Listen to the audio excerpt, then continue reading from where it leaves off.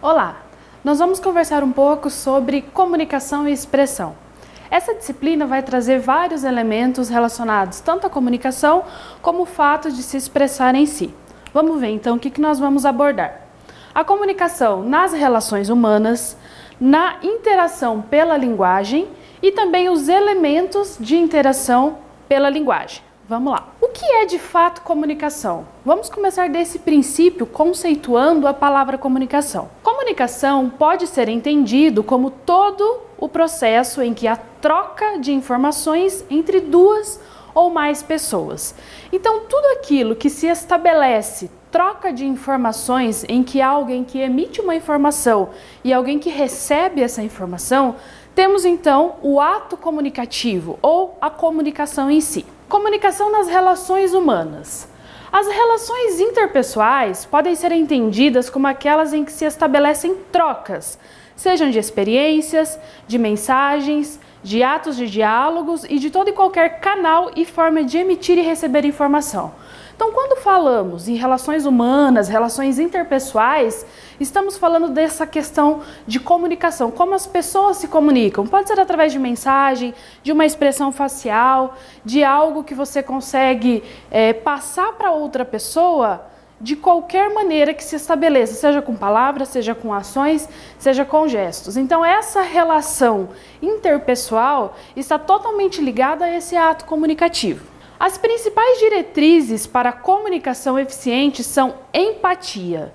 Para isso, o emissor precisa entrar inteiro no processo comunicativo e o mesmo também precisa ser sensível ao comportamento do receptor. O processo de comunicação necessita, no mínimo, de 6 elementos: emissor, mensagem, receptor, referência, canal e um código conhecido por ambos.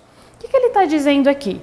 Quando nós emitimos uma informação e alguém recebe essa informação, precisa haver nesse meio tempo um referente. O que é o referente? É o contexto da situação. Se você fala algo que a pessoa não sabe do que se trata, nunca ouviu falar ou não conhece, ela não vai entender a sua mensagem.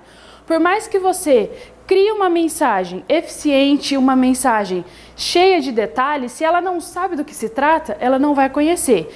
Então, essa questão do referente em si, ou seja, do contexto da situação, faz com que a mensagem chegue até o receptor de uma maneira de uma maneira inteira e completa. As funções da linguagem são, então, aqui eu fiz um esqueminha para que a gente pudesse conhecer como que funciona essas funções da linguagem e depois, mais para frente, numa outra aula, nós vamos conhecer os elementos essenciais do processo de comunicação.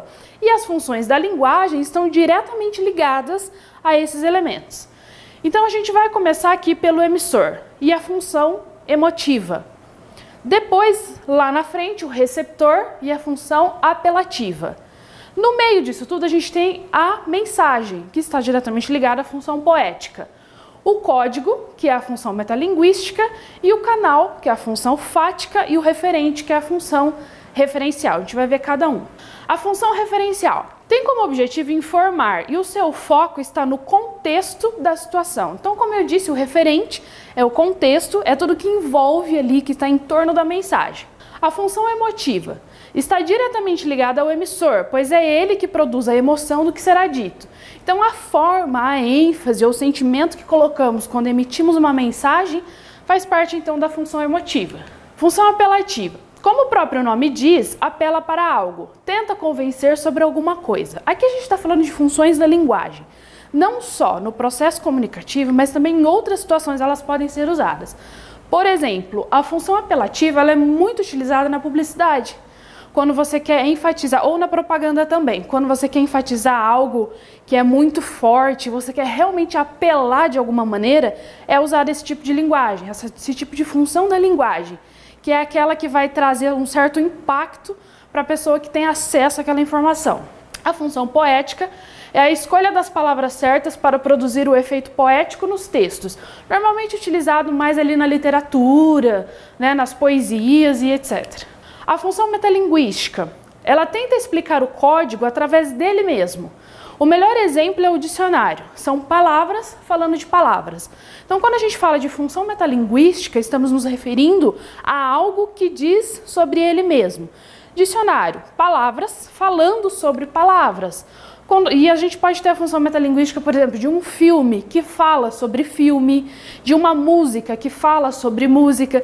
Então, todas as vezes que nos depararmos com uma situação em que aquilo fala sobre ele mesmo, chamamos então de função metalinguística.